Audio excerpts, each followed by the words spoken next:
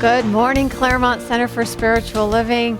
Happy Palm Sunday, happy Passover. How wonderful it is to see all of you and to join together in community on this gorgeous day. I'm Reverend Tracy Earlywine and delighted to welcome you into this virtual space, this place where we remember that we are one in consciousness, even though we may be physically sitting in our own living rooms. It's still a community of love and friendship and support and spirituality.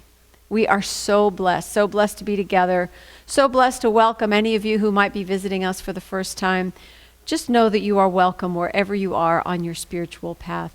For what we have here is an inclusive, loving, beautiful spiritual family that is always happy to welcome someone new and to welcome the new in each of us. So I just want to remind you that during the week you can reach out to our practitioners for prayer support. They are a wonderful source of inspiration and truth and love. If you'd like to celebrate something or affirm the good in your life or reach out for healing, they are the people who are there for you always. And you can find their information in our e-blast that comes out every week or on our website. Their phone numbers, email addresses, or email the office. There's a prayer at ClaremontCSL.org where a confidential request is taken in by the practitioners for prayer during the week, or you can leave a confidential message on the office phone. So do reach out. Do let us remind you of the great magnificence that you are, no matter what's going on in your life. That's what we're here for. All right, so this morning we welcome back our practitioner on loan, Pat Richards from Harmony Center in Whittier, California. She's going to do our opening prayer and a reading for us to get us started. And I'm going to invite you to take a moment to be centered. So if you will, close your eyes and take a deep breath. And let the sound of the bowl take you to that sanctuary within. Breathing into that tone, remembering the truth and the light and the love at the center of your being. Reminding yourself that this is the place where you and I and Spirit are one.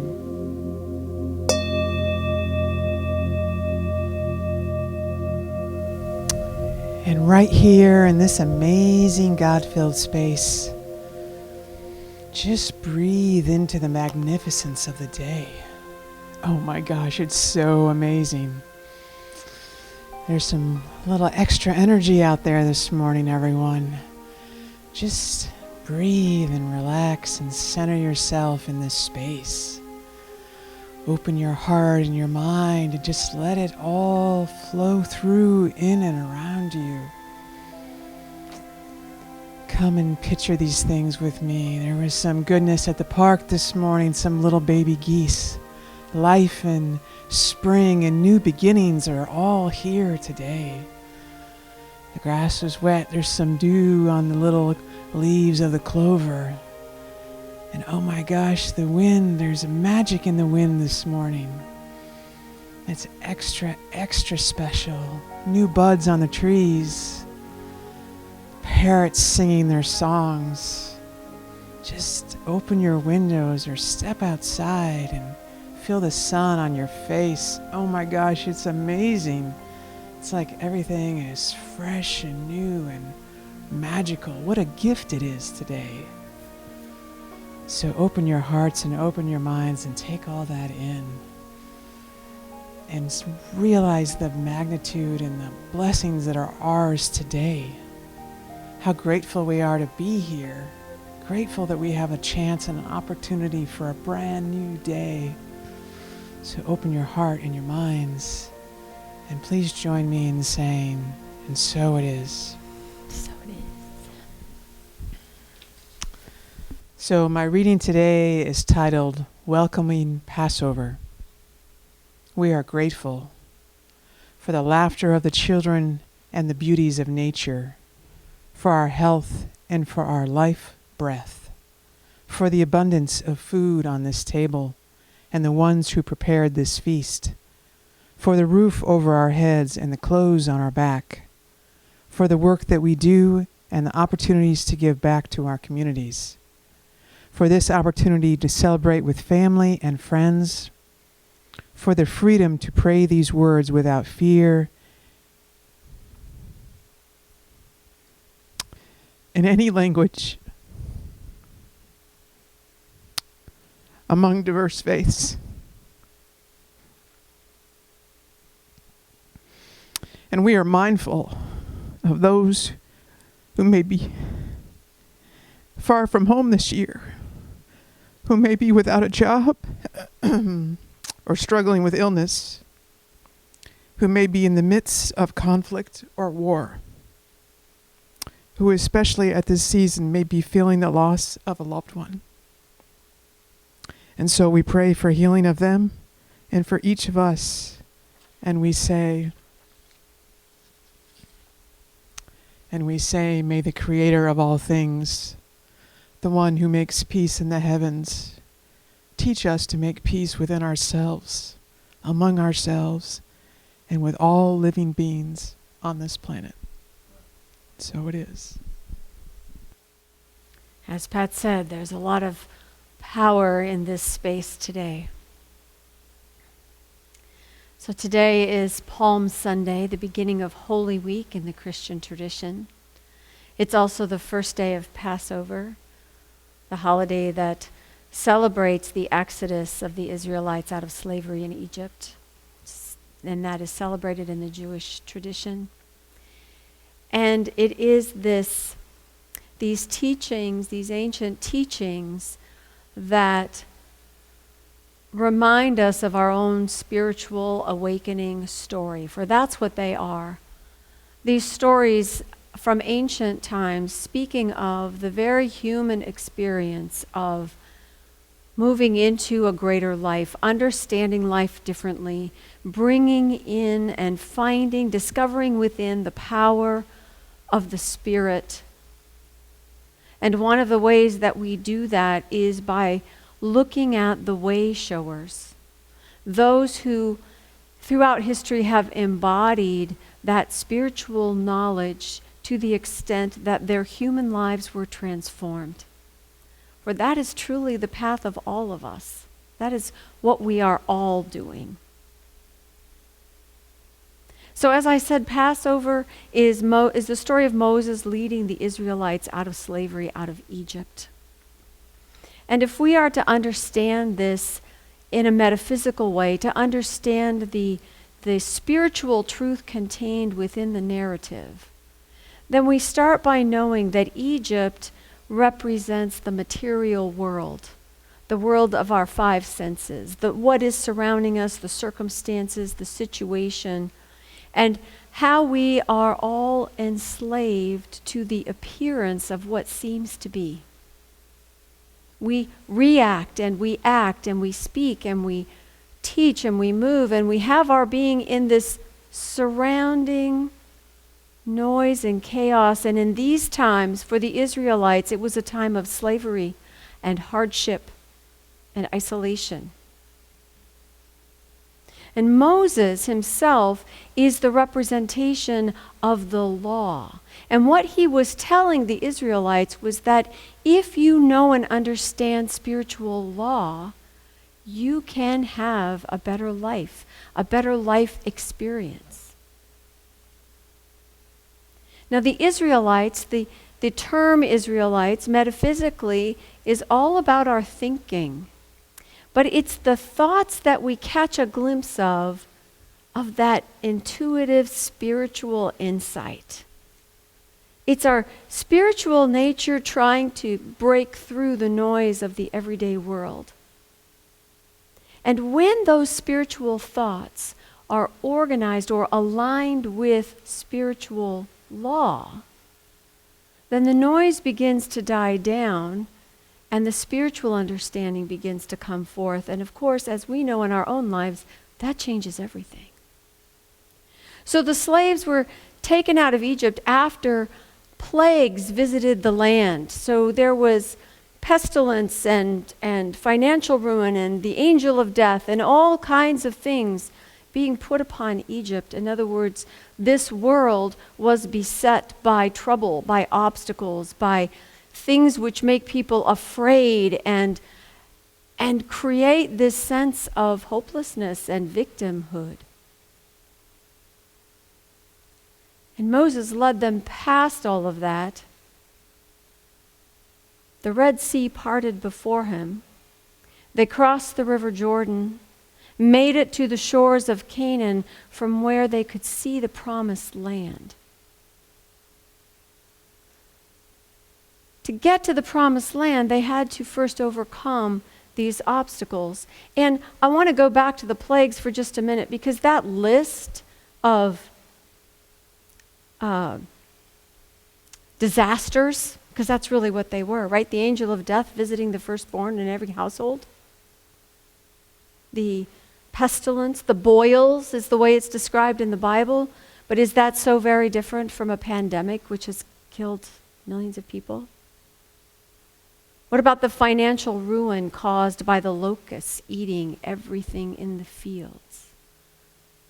So as we've been talking about our own experience this past year and about this great reset that the world has gone through, where everything is brought down to lockdown, what we've learned is that from that we rise again, we open up to something new, not to go back to the way it was before, but to go forward into something better.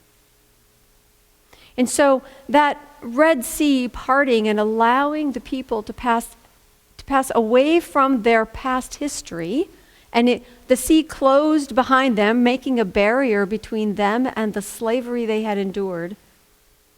And they crossed over the Jordan into the land of Canaan after spending 40 years in the desert. Okay, so 2020, 40 years, that's about equal, right? Right? It's about the same? Yeah. So the desert is that place of in-between thought. It's where your thought is shifting, but you haven't quite got there yet.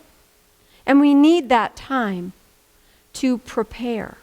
So to learn about spiritual law and to understand how the law works is really a preparation for living our spiritual life, for really aligning with that divine knowledge that we've just had glimpses of, and that we reach the promised land when the spiritual nature infuses and guides and directs our human experience. Now, what I find interesting is that Moses never made it to the promised land. He only got to where he could see it. And I think that's because just knowing the law is not enough. We can't just know the law up here. We have to embody our spiritual nature. We are called to align with this greater truth that lives within us that needs to be rediscovered. And so the person who did that, who actually took the Israelites into the promised land, was Joshua. Now Joshua took command and said, you know what? We've been out here for 40 years. In 3 days, we're going to be in the promised land. Well, you only have that kind of confidence and courage when you are tapped into the power that is already within you, when you are grounded in spiritual truth. And that's what Joshua was. Now, in the Aramaic and in the Hebrew written language, the letters for the name Joshua are the same letters as the name Jesus. And it means I am. You know, the I am that's in capital letters. I am that I am. So it is when we are in alignment with our spiritual truth that we have the courage and the confidence to act and to experience our divine nature, to demonstrate spiritual truth in our world, to bring the divine into daily life. It's a new state of consciousness that we create when we understand the law and align with it, when we make disciples out of our thoughts, we discipline or train ourselves, as Ernest Holmes says, train ourselves to think rightly, then we too enter the promised land, where the Spirit rules the body and the body of our affairs, rather than leaving us at the mercy of the world. And this story that we tell of Passover, of this Exodus, of this entrance into the promised land, is a story that is our own. And actually, the commandment at the beginning of the Seder meal, the Passover meal, is that in every generation, each of us must re-experience personally the Exodus from Egypt. And aren't we doing that this year? Aren't we personally having to find a way through and beyond the pestilence and the plagues, the violence and the heartbreak, the grief and the loss? And the way we do that is to tap into and to align ourselves with the spiritual power that is the truth of us. That is our story. In the Metaphysical Dictionary, Fillmore says, "It is the power of the I am, the indwelling Christ consciousness, that we lay hold of and attain the redemption of our life forces." And redemption in this instance is to release into the flow or to take back.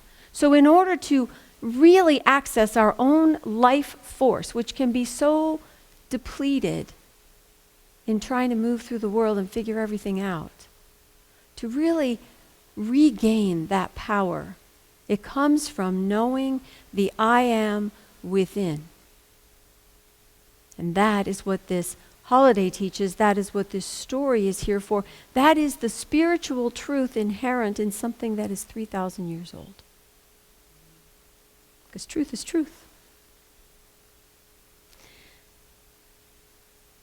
So there's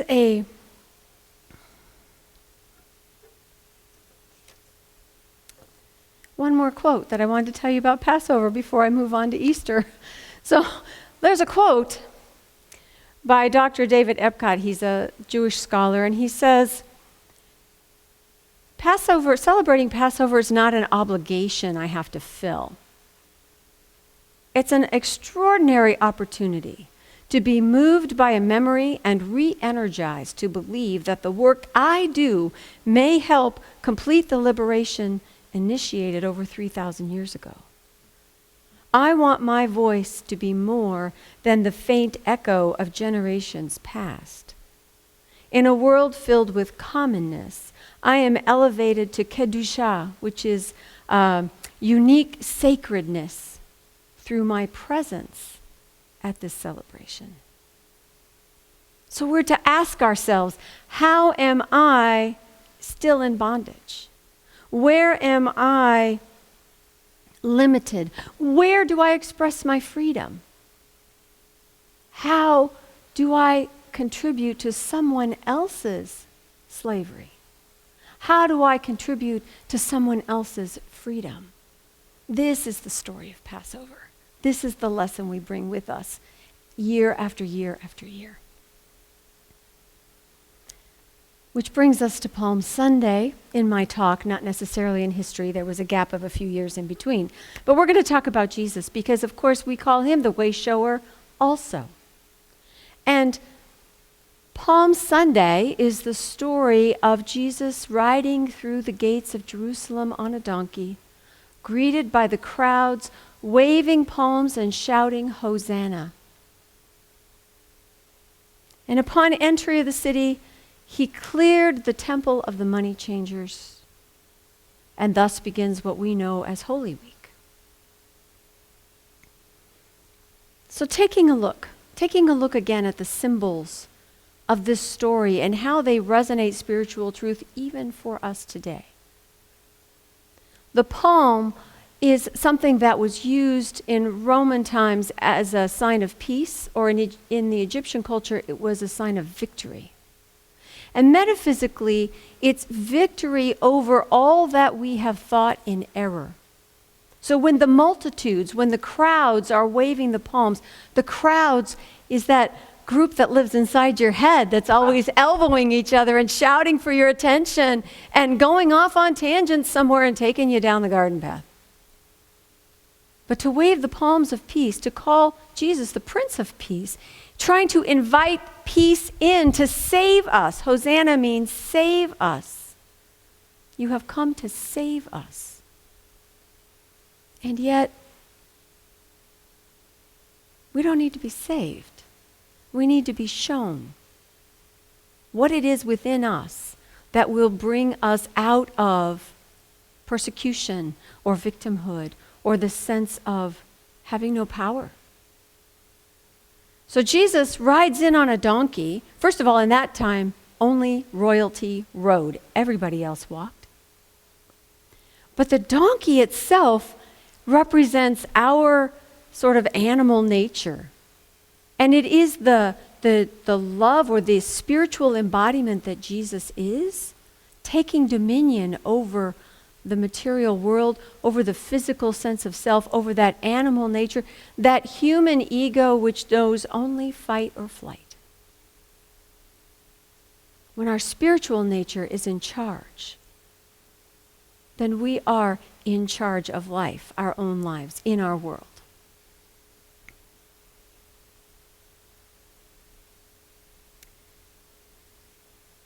I think I used to get really stuck on the clearing the temple of the money changers because when I heard it as a kid, what I got out of the story was Jesus was mad. He was angry and he threw over tables and he yelled at everybody to get out. And that may be the way the human self it happens, but that's not the underlying tone of the story. Because what he did was, he saw that in the temple, in this body that is spiritual in nature, in this vehicle we have for expressing life, what was there was not appreciated as sacred. What was there was the exchange on a very physical level, on a material level, back and forth, and it was a symbol of greed and avarice and distrust and taking advantage of and charging interest and all of these negative things about the world, about that competition that we feel with each other, about that sense that we've got to take it so nobody takes it from us, about the sense that there's not enough to go around, so I'm going to make mine, you're on your own. And this embodiment of spirit walked through the doors and said, no, there's no room for that here, and cleared the space. And haven't we been doing this all year? Haven't we been clearing the space of all that is unnecessary, all that is unlike the connection that feeds us, all that is unlike our desire to be outside and in nature and be nourished in some way because the usual pathways have been cleared out? This is all part of the spiritual preparation that's happening in anticipation of Easter, where the ultimate clearing out, losing the fear of death, realizing the awakening of life in every moment is about to occur.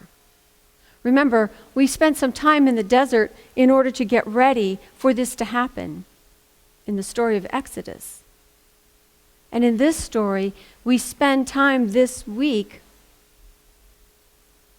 allowing ourselves to make space, to clear out, to talk to our disciples, to, in other words, address all of the ways that we are human in the world and bring them into an alignment which will hold the idea of eternal life.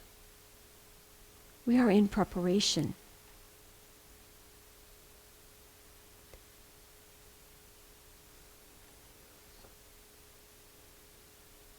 Again, not because we need to be saved, but because our own enlightenment, our own understanding, our own aligning with the truth within us will lift us up, will open us up to the infinite possibility of spirit on earth through us, as us. Jesus was a man that was showing us the way. This is what it looks like when the divine has dominion in your life. So we're coming out of a long winter. A time of outer lockdown and a sense of loss. And yet we know the truth of spirit. And it's that truth that really creates our freedom.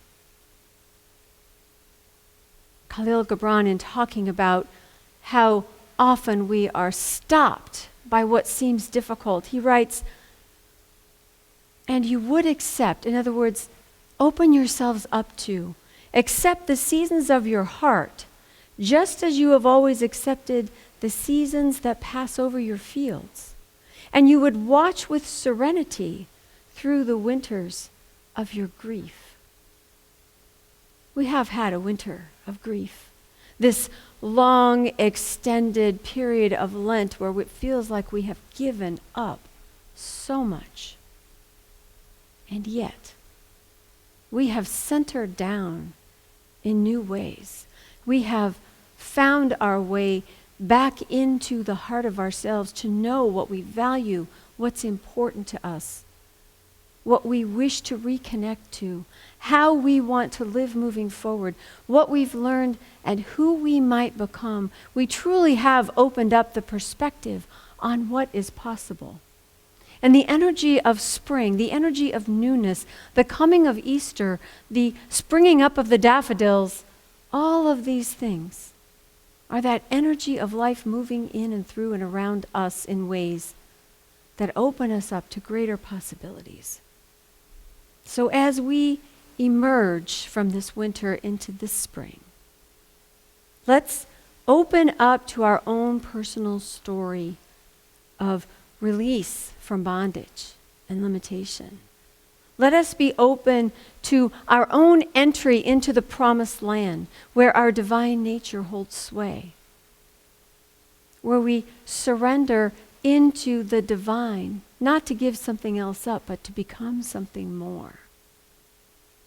And next week, we'll talk more about Holy Week and Easter and the awakening that happens.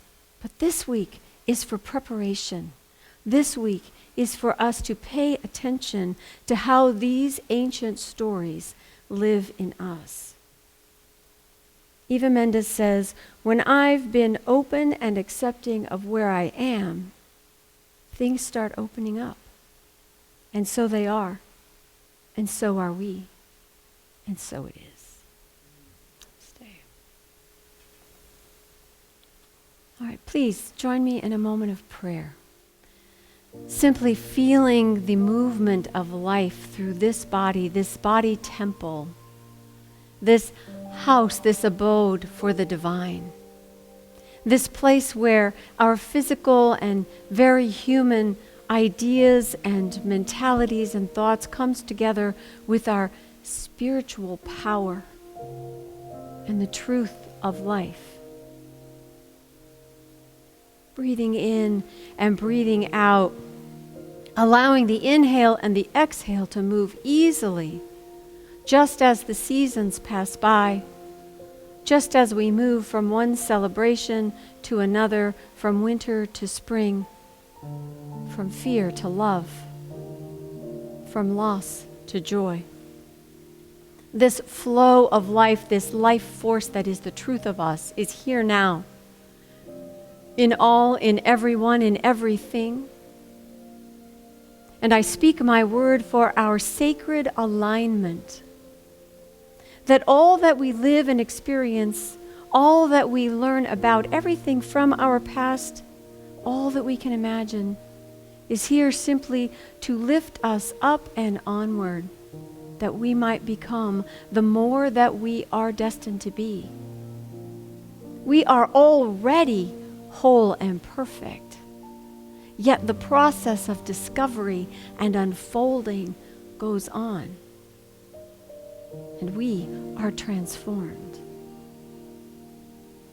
And so I speak my word that this transformation is one into wholeness and health, into love and joy, creating that sense of belonging and community and value. For it is the nature of life to be of joy, to express as love, to be the very unique personalities of expression that we are, and seeing below the surface always the one Spirit. And so for this and for this season, I am grateful. Grateful for the insights already revealed and those yet to be seen. Grateful for the spiritual path which we all walk and which today we share in community. And for that sense of expansion, of opening up to all that is good, in trust, in faith, in love. And I release my word into law. For the law works in, through, and as me, in, through, and as each of us. The law in the mind of God is already present and whole and complete, and continues to unfold in and through each of us just as it needs to be. And so we call it good, for we know it is God, and so it is. All right, so if you will, join me in our affirmation.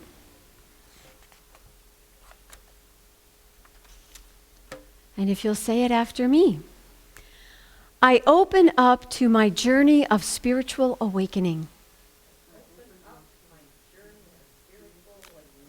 The way shower lives within me. Heaven and the promised land are already mine.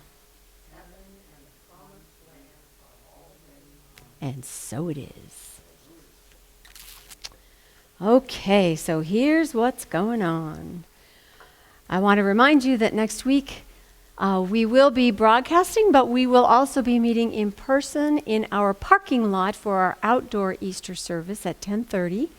So do come if you are able. We'll have it all set up so that you are safe and socially distanced.